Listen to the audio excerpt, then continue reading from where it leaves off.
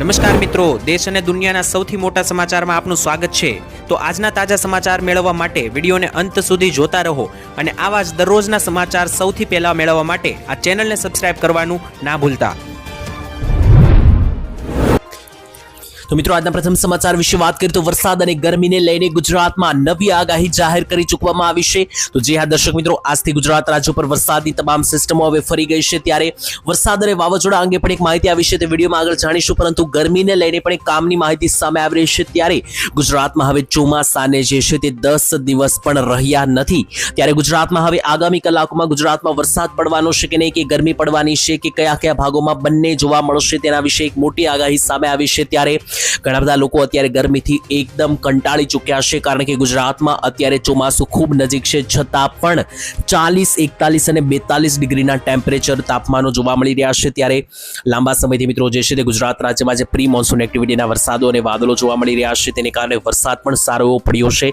1 થી 5 તારીખની અંદર ગુજરાતમાં 2 થી 3 રાઉન્ડો જોવા મળ્યા છે, જેમાં 2, 3 ઇંચના વરસાદો અને અમુક ભાગોમાં 4 ઇંચના વરસાદો પણ પડ્યા છે।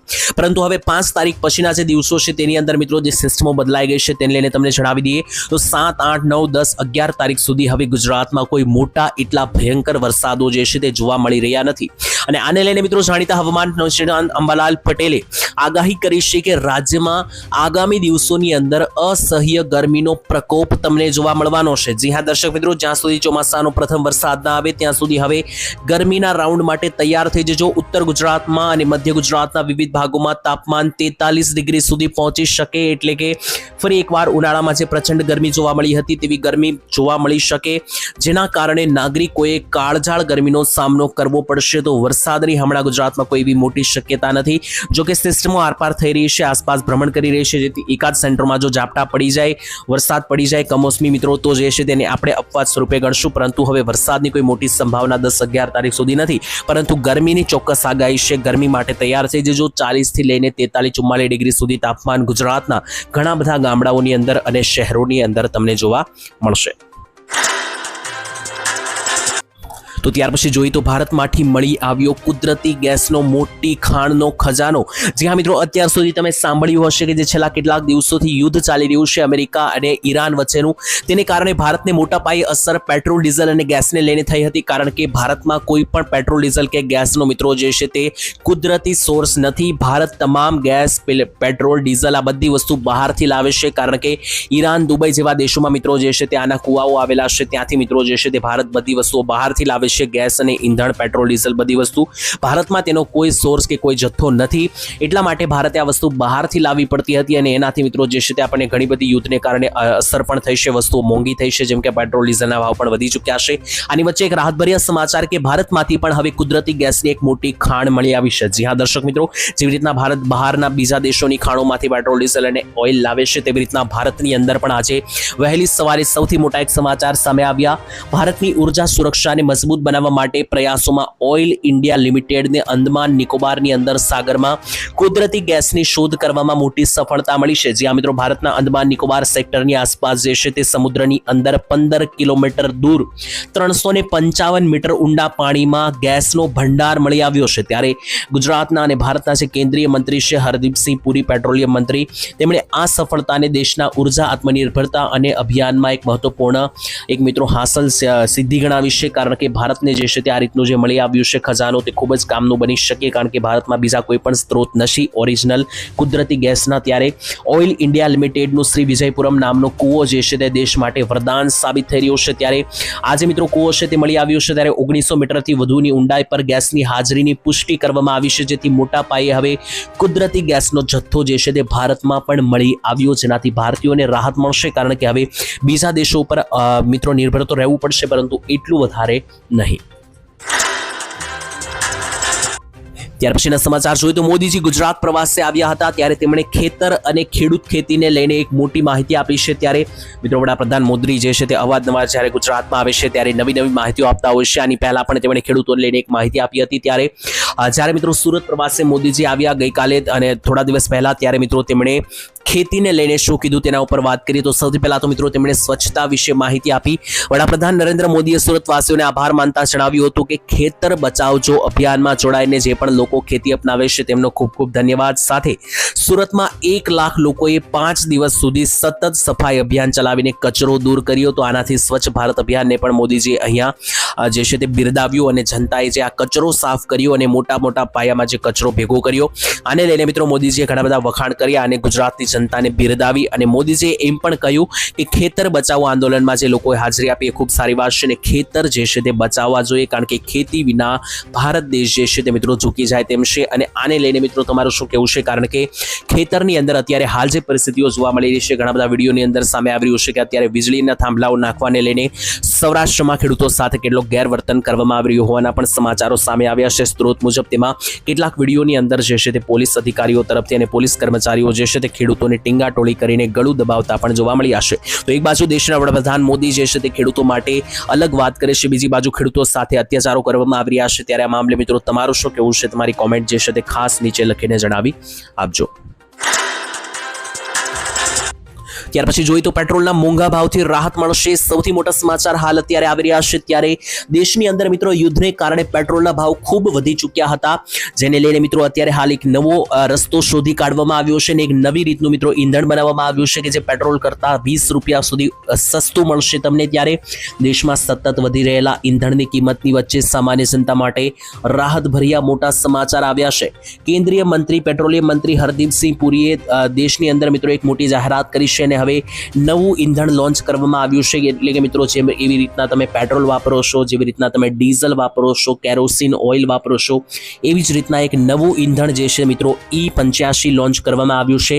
તો આજે E85 મિત્રો જે નવું ઈંધણ છે કેટલા રૂપિયામાં મળશે, સાથે કઈ રીતના તમે વાપરી શકશો એને લઈને માહિતી આપીએ તો આ ખાસ પ્રકારનું જે બળતણ છે તેમાં 85% સુધી ઇથેનોલનો ઉપયોગ કરવામાં આવે છે, જે પર્યાવરણ માટે પણ સારું છે અને ખૂબ જ સસ્તું છે. તો પેટ્રોલ જેટલા વધારે રૂપિયા પણ નહીં આપવા પડે અને ખાસ ભારતમાં બનશે, જેથી બીજા દેશોમાંથી આયાત પણ નહીં કરવું પડે અને પર્યાવરણ માટે પણ આ જે નવું ઈંધણ બનાવવામાં આવ્યું છે E85 એ ખૂબ સારું છે સ્વચ્છતા રાખવા માટે. ત્યારે પશ્ચિમ એશિયામાં ચાલી રહેલા સંકટ અને યુદ્ધને કારણે સામાન્ય પેટ્રોલિયમ ઉત્પાદનો મોંઘા થઈ રહ્યા છે. ત્યારે કોઈ બીજું ઈંધણ શોધવું પડે એમ હતું. ત્યારે દિલ્હીમાં અત્યારે સામાન્ય પેટ્રોલની જે કિંમત છે તે 102 રૂપિયા છે. ભારતની અંદર ગુજરાતની વાત કરીએ તો ગુજરાતમાં પણ 105 રૂપિયા આસપાસ પેટ્રોલ ડીઝલ પહોંચી ચૂક્યું છે. ત્યારે આ જે નવું બળતણ લોન્ચ કરવામાં આવ્યું છે ભારત સરકાર તરફથી, જે E85 નામનું જે નવું ઈંધણ છે તે માત્ર 82 રૂપિયા પ્રતિ લીટર જે છે તેમાં તમને મળી જશે.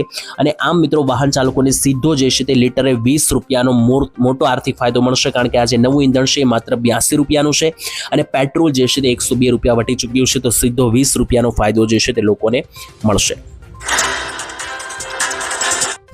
ત્યાર પછી જોઈએ તો દેશ ઉપર મોટા વાવાઝોડાનો સૌથી મોટો ખતરો તોળાઈ રહ્યો છે. ત્યારે વાત કરીએ તો બંગાળની ખાડી અને અરબ સાગરમાં અત્યારે હાલ સૌથી મોટી સિસ્ટમો બની ચૂકી છે. પ્રી મોન્સૂન એક્ટિવિટી એટલે કે ચોમાસા પહેલાના વરસાદો પણ અમુક ગુજરાતમાં સહિતના વિસ્તારોમાં શરૂ થઈ ચૂક્યા છે. ત્યારે આ જે સિસ્ટમ છે તેને કારણે મિત્રો બંગાળની ખાડી અને અરબી સમુદ્રમાં એક મોટું પ્રેશર બની રહ્યું છે. કેટલાક ભાગોમાં વાવાઝોડાનું હાઈ એલર્ટ આપી દેવામાં આવ્યું છે. ત્યારે જણાવીએ કે મિત્રો આવનારા દિવસોમાં શું થવાનું છે તો મહારાષ્ટ્ર અને ગોવા માટે ભારતની ચેતવણી જાહેર કરવામાં આવી છે હવામાન વિભાગ તરફથી. ત્યારે 12 જૂન દરમિયાન અરુણાચલ પ્રદેશ, અસામ અને મેઘાલય માટે 7 થી લઈને 12 જૂન દરમિયાન જે છે તે મિત્રો હાઈ એલર્ટ ચેતવણી જાહેરાત કરવામાં આવી છે. એટલે કે 7 તારીખથી 12 તારીખ સુધી સાવચેત રહેજો. અમુક રાજ્યોની અંદર હવામાન વિભાગે વાવાઝોડા સાથે વીજળી પડવાની અને ભારે પવનો ફૂંકાવાની આગાહી કરી છે. અને આ સમયગાળા દરમિયાન જે છે તે તમામ લોકોએ સાવધાની રાખવી પડશે, કારણ કે 7 થી લઈને 12 તારીખની અંદર ભારતના ઘણા બધા રાજ્યોની અંદર ખાસ કરીને બંગાળની ખાડી નજીકના જે રાજ્યો છે ત્યાં આગળ ખૂબ મોટું તોફાન બની શકે, વાવાઝોડું બની શકે, જેને કારણે ભારે પવનો સાથે અને વીજળીની સાથે વાવાઝોડું ફૂંકાય તો મિત્રો મોટી નુકસાની પણ થઈ શકે. એટલા માટે અગાઉ જે છે તે તૈયારીઓમાં રહેવું પડશે તેવી સૂચના હવામાન ખાતાએ પણ આપી છે. જોકે મિત્રો આજે વાવાઝોડું કે તોફાનની વાત કરવામાં આવી રહી છે, તેનાથી ગુજરાતને તો કોઈ મોટી અસર નથી થવાની. જો મિત્રો સિસ્ટમ વધારે એસ્કેલેટ થાય તો ગુજરાતમાં માત્ર વરસાદ જોવા મળી શકે, બાકી કોઈ વાવાઝોડાની હમણાં ગુજરાતમાં તો પ્રબળતા શક્યતા નથી.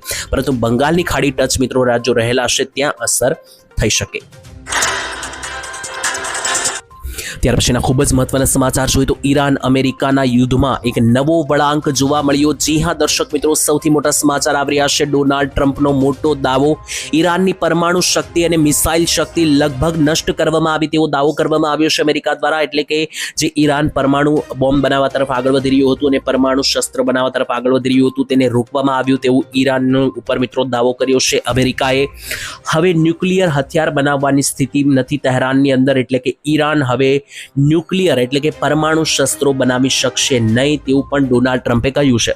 ત્યારે મિત્રો વૈશ્વિક મંચ ઉપર ખાસ કરીને મધ્ય પૂર્વ મિડલ ઈસ્ટની અંદર જે યુદ્ધ ચાલી રહ્યું છે તેને કારણે અમેરિકાના રાષ્ટ્રપતિ ડોનાલ્ડ ટ્રમ્પે એક અત્યંત ચોંકાવનારી સમાચાર અને માહિતી આપી સનસનાટી ભર્યો દાવો કર્યો. ટ્રમ્પે સત્તાવાર રીતે જણાવ્યું છે કે ઈરાનની સેના પાસે હવે જે છે તે કોઈ પણ પ્રકારનું ન્યુક્લિયર કે પરમાણુ શક્તિ નથી.